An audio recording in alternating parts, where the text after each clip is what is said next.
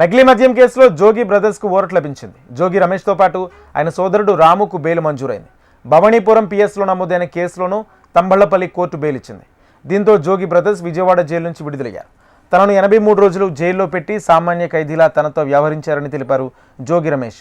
రాక్షసానందం కోసం తనను తన సోదరుడిని కూటమి ప్రభుత్వం అరెస్ట్ చేయించిందని, చంద్రబాబుకు ఫేక్ సీఎం అని విమర్శలు చేశారు. అక్రమ కేసులకు భయపడేది లేదన్నారు.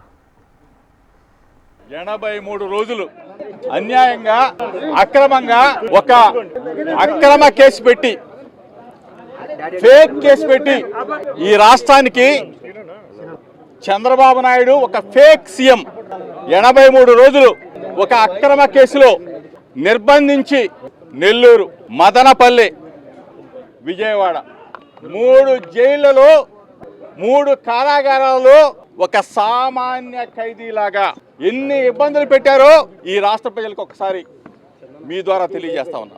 అన్యాయంగా అక్రమంగా కేసులు పెడితే పైన దేవుడు భగవంతుడు శిక్షిస్తాడని చెప్పా.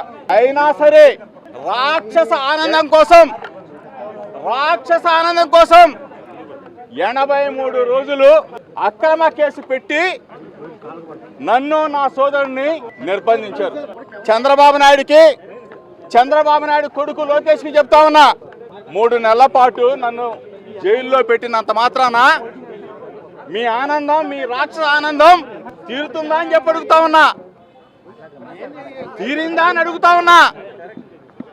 అంటే కేసులు పెడితే వైఎస్ఆర్ కాంగ్రెస్ పార్టీ నాయకులు భయపడతారు. కేసులు పెడితే